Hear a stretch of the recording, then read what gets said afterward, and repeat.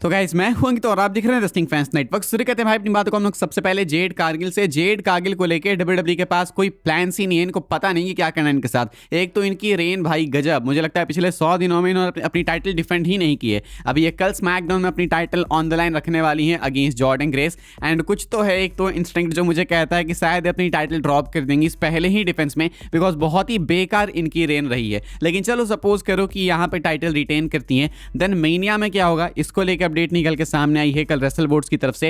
And कहना है कि WWE has reportedly yet to determine the direction of who Jade Cargill will defend the women's championship against at WrestleMania 42।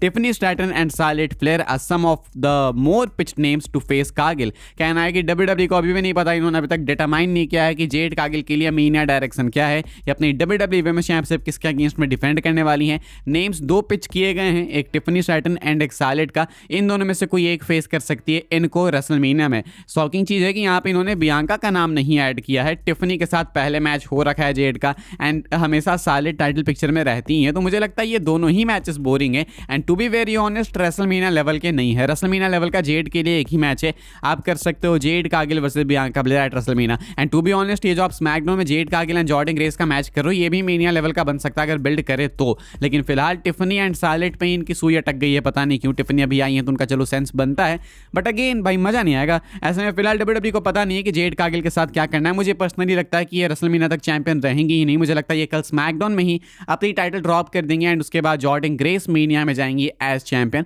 मुझे ऐसा कुछ लगता है, या फिर हो सकता है कि यहाँ पे जॉर्डन ग्रेस जीत जाए एंड देन अगेन रीमैच हो इनका रेसलमेनिया में अगेंस्ट जेड कारगिल। तो देखते क्या होता है। फिलहाल मुझे लगता है कि जॉर्डन ग्रेस जीतेंगी स्मैकडाउन में, एंड ये इनको लेकर WWE के पास कोई प्लान ही नहीं है। WWE कंफ्यूज्ड है, तो मुझे लगता है ये भी एक रीजन हो सकता है कि WWE वाले जॉर्डन ग्रेस को फ्राइडे नाइट स्मैकडाउन में शायद से क्या पता जिता दें। हम लोग आगे बढ़ते हैं भाई, बात करते हैं अगली अपडेट के बारे में। मैं आपको बता देता हूं कि एलिमिनेशन चेंबर के लिए WWE ने कितने टिकट्स बेच लिए हैं, कितने नहीं। फिलहाल एलिमिनेशन चेंबर के लिए सेटअप कैपेसिटी है 17,016 की एंड अवेलेबल है 2,506 टिकट्स, यानी कि टोटल इन्होंने 14,510 टिकट्स कर दिए हैं डिस्ट्रीब्यूट। पिछले अगर 7 दिनों की बात करें तो पिछले 7 दिनों में इन्होंने 1011 टिकट्स बेचे हैं एंड अभी इस इवेंट को 15 दिन बाकी है।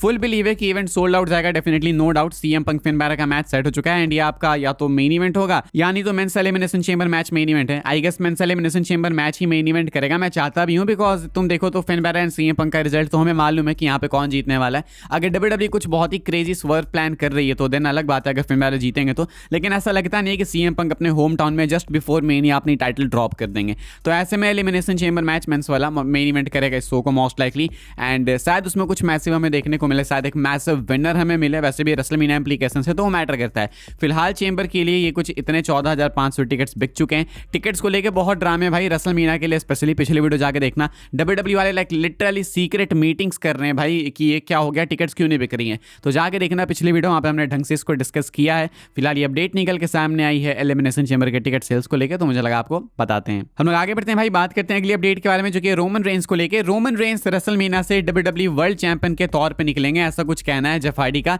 यह है जेफ हार्डी WWE लेजेंड की प्रेडिक्शन। फिलहाल जेफ एंड मैट दोनों ने अपनी प्रेडिक्शन दी है, मैं आपको दोनों की प्रेडिक्शन बताता हूं।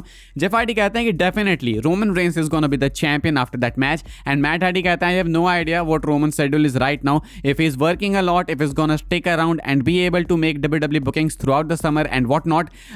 I'm gonna say Roman, if I learn he is gonna be something movies all throughout the summer, I'm gonna be going with Punk. कहना है जेफ हार्डी का सिंपल। जेफ हार्डी को ज़्यादा इधर उधर बोलने की आदत नहीं है। जेफ हार्डी कहते हैं डेफिनेटली रोमन रेंस चैंपियन होंगे रेसलमेनिया के बाद। एंड बात करें मैट हार्डी की तो मैट हार्डी कहते हैं डिपेंड करता है रोमन के शेड्यूल पे। अगर रोमन रेंस एक्टिव रहते हैं WWE के लिए तो मुझे लगता है कि रोमन रेंस चैंपियन बनेगा। एंड क्यों नहीं, बनना भी चाहिए, समरस्लैम तक बन सकता है। लेकिन कहते हैं कि अगर रोमन हॉलीवुड वगैरह जाने वाला है, एक्टिव नहीं होने वाला है, then I will go with CM Punk. मुझे लगता है कि देन CM पंक को जीतना चाहिए, CM पंक जीतेगा। तो जेफ हार्डी का क्लियर कट आंसर है कि रोमन जीतेंगे। मैट हार्डी का कहना है कि रोमन एक्टिव है तो रोमन को जीतना चाहिए, और नहीं तो फिन बैरर कहाँ से, क्या ये कोई स्पॉइलर दे दिया क्या मैंने गलती से, और नहीं तो CM पंक को जीतना चाहिए। ऐसा कुछ बोला है मैट हार्डी ने। आप मैट हार्डी से अग्री करते हैं या जेफ हार्डी से? Let me know your thoughts in the comment section. आगे बढ़ते हैं भाई, हम लोग बात करते हैं Cody Rhodes and Randy Orton की। WWE is actually discussing Cody Rhodes and Randy Orton for WrestleMania. ये अपडेट मैं आपको पहले बता चुका हूं, लेकिन अब मैं आपको बता दूं कि WWE is heavily discussing Randy Orton versus Cody roads for WrestleMania.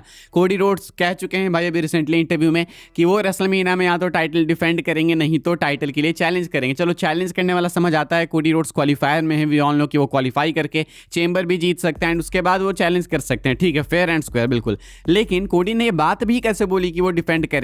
इसका मतलब कोडी ऐसा कहना चाहते हैं कि देयर इज अ चांस कि शायद रेसलमेनिया से पहले वो चैंपियन बन जाए, एंड रेसलमेनिया से चैंपियन पहले बनना है तो देन एक ही केस है कि Cody Rhodes, Drew McIntyre, Jacob फाटू का ट्रिपल थ्रेट एलिमिनेशन चेंबर में ही मैच हो, एंड अगर ये होगा तो देन कोडी चैंपियन बन सकते हैं। Then we can see Randy Orton versus Cody Rhodes at WrestleMania 42। अब यहाँ पे कल का स्मैकडाउन जो है बहुत ही इंपॉर्टेंट है इस वाले केस के लिए, क्योंकि कोडी Rhodes and semis and Jacob फाटू का जो मैच है क्वालिफायर, इसमें मैकिंटायर इंटरप्ट करेंगे तो देन मान लो कि शायद चांसेस है कि कोडी, जेकब एंड मैकिंटायर हो जाए चेंबर में, एंड उसके बाद शायद ऑर्टन कोडी हो सकता है मीना में। फिलहाल द मेन अपडेट इज कि डब्ल्यूडब्ल्यूई वाले ऑर्टन एंड कोडी का एक मैसिव मैच प्लान तो कर रहे हैं, डिस्कस कर रहे हैं, जस्ट नॉट श्योर कि इसको रेसलमेनिया के लिए पुल करेंगे या फिर नहीं। पिच किया गया है definitely, but we will have to see. बहुत ही इंपॉर्टेंट टाइम है, डब्ल्यूडब्ल्यूई का एक एक मूव मैटर करता है, एंड स्पेशली सिंस नोइंग कि डब्ल्यूडब्ल्यूई वाले टिकट्स को अब बेचने के लिए कुछ भी कर सकते हैं, बहुत ही क्रेजी चीज़ें अब करने वाले हैं, स्वर्व ला सकते हैं, ट्विस्ट एंड टर्न्स आ सकते हैं, तो हु नोज, क्या पता एक प्लॉट ट्विस्ट है। वैसे भी हमने सुना कि मैकिंटायर की रेंज से बहुत ज़्यादा ये लोग खुश हैं नहीं, कोडी को पसंद, ट्रिपल एच वैसे भी करते हैं,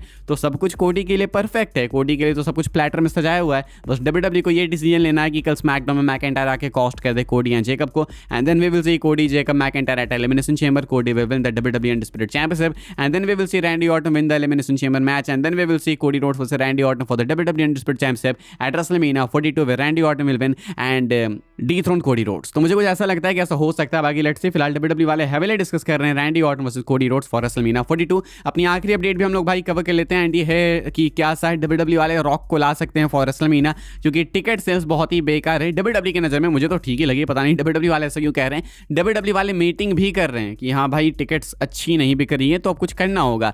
तो ऐसे में लास्ट टाइम जब टिकट्स ढंग से नहीं बिकी थी एलिमिनेशन चेंबर के लिए, सो भी सॉ कि एरी मैनुअल ने रॉक को बुलाया एंड रॉक आके जॉन सीना को हील बना के चले गए। उसके बाद जो हुआ वो बाद की कहानी है, लेकिन ऐसा हुआ था, बहुत ही क्रेजी हुआ था, टिकट्स भी बिकी थी, प्रॉफिटेबल भी था, सो सब कुछ हो गया था। एरी मैनुअल एंड टीकेओ वाले अगेन काफी कंसर्न्ड है टिकट सेल्स को लेकर, एंड इस बात तो चेंबर की भी बात नहीं, इस बात तो रेसलमेनिया की बात है। So who knows, maybe the Rock is just a call left, क्या पता है कॉल मिलाया जाए, रॉक को बोला जाए हे कम सो अप, एंड उसके बाद रॉक आ जाए। आई मीन देखो, अगर मुझे बुक करना होता तो मैं क्या करता कि रोमन को चैंपियन बनाता रेसलमेनिया के मेन इवेंट में, एंड देन रॉक को लाता, ज़्यादा कुछ नहीं करता, रॉक आता है रिंग में रोमन के सामने, ना रोमन के साथ सेलिब्रेट करते, कुछ भी नहीं करते, बस रोमन को हेड टू हेड देखते हैं, एंड बस हमें रेसलमेनिया 43 का मेन इवेंट मिल गया, because we already know WrestleMania 43 Saudi से है, रॉक को बुलाया जा रहा है, तो परफेक्ट है ना, फिर तो मजे आ जाएंगे भाई, ऐसा कुछ हो जाए तो। बाकी देखते हैं क्या होता है, रॉक को बुलाया जाता है या फिर नहीं, डब्ल्यूडब्ल्यूई कुड कॉल, बाकी देखते हैं करती है डब्ल्यूडब्ल्यूई या फिर नहीं। फिलहाल इस वाली वीडियो के लिए भाई ये सारी अपडेट्स थी, मिलूंगा मैं आपसे अगली वीडियो में। कुछ और अपडेट्स है स्मैकडाउन से पहले वो मैं आपको बताऊंगा, बाकी इसके बाद हम लोग कल स्मैकडाउन के बाद मिलेंगे। सो आई होप्स आपको वीडियो से इन्फॉर्मेशन मिले तो वीडियो को लाइक कीजिएगा, शेयर कीजिएगा एंड सब्सक्राइब कीजिएगा चैनल को, ताकि आने वाले टाइम के अंदर आपको और भी सही डब्ल्यूडब्ल्यूई के अपडेट्स वगैरह सबसे पहले देखने को, जानने को मिलते रहे। फॉलो कर सकते हैं आप लोग मुझे इंस्टाग्राम एंड ट्विटर, लिंक आपको मिलेगा डिस्क्रिप्शन में, ज्वाइन कर सकते हैं व्हाट्सएप चैनल को, उसके लिंक डिस्क्रिप्शन में। मिलूंगा मैं आपसे अगली वीडियो में जल्दी ही, तब तक के लिए goodbye, thanks for watching.